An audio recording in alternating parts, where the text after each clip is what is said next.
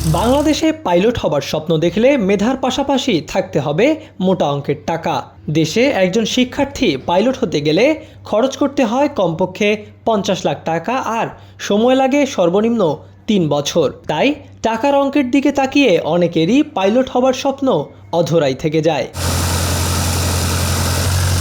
তবে সেই অধরা স্বপ্ন পূরণ করতেই এগিয়ে এসেছে দেশের সর্ববৃহৎ বেসরকারি বিমান সংস্থা ইউএস বাংলা এয়ারলাইন্স। একেবারে বিনামূল্যে সুযোগ দিচ্ছে পাইলট হবার, সেটাও আবার বিশ্বের অন্যতম সেরা আমেরিকার ফ্লোরিডার এপিক ফ্লাইট একাডেমিতে।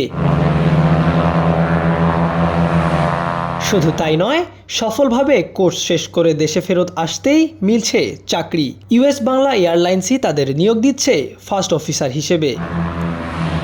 বাছাই থেকে শুরু করে পাইলট লাইসেন্স হাতে পাওয়া অবধি তারা এক একজন শিক্ষার্থীর পেছনে খরচ করছে 80 লাখ টাকা।